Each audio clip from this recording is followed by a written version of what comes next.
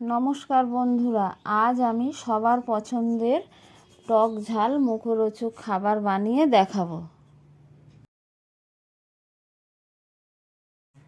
আলু কাবলি বানানোর জন্য আমি এখানে আলু নিয়ে কেটে নিয়েছি পাতলা পাতলা করে, খুব বেশি মোটাও না খুব বেশি পাতলাও না। কেটে ভালো করে ধুয়ে নিয়েছি আর মটর ভিজিয়ে রেখে দিয়েছিলাম।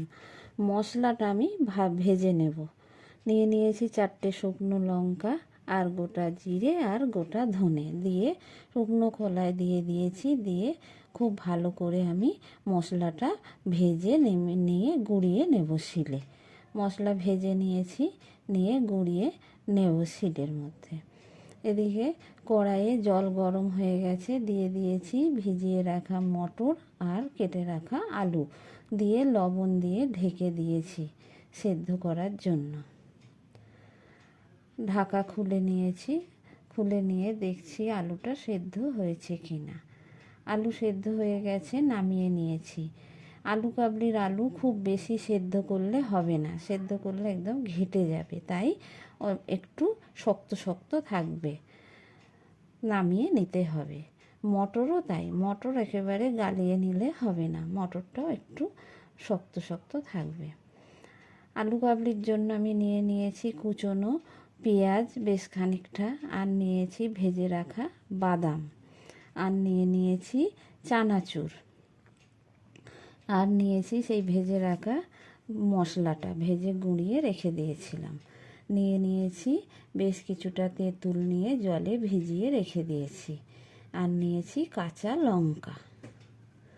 এবার আমি আলু কাবলিটা বানিয়ে নেব। এই দেখুন মশলাগুলো নিয়েছি। তেঁতুলের কাঠ বার করে নিচ্ছি, নিয়ে ভালো করে আমি ওই তেঁতুলের ছিবড়াটা ফেলে দিচ্ছি, রসটা বার করে নিয়ে।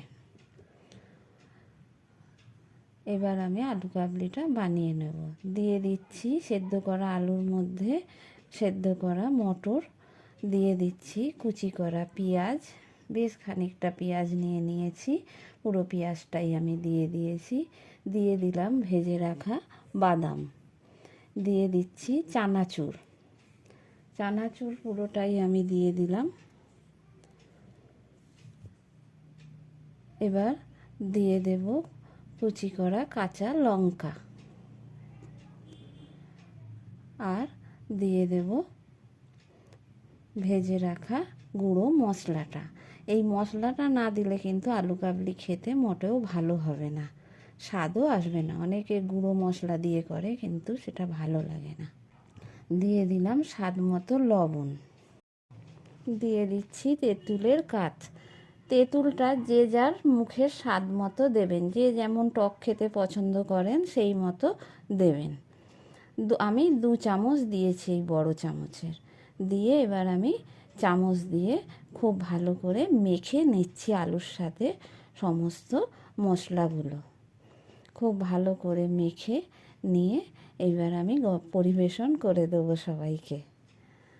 এই দেখুন আলু কাবলি রেডি হয়ে গেছে। এবার সবাই মিলে এই আলু কাবলিটা বিকালবেলা খাওয়া হবে, জমিয়ে খাওয়া হবে।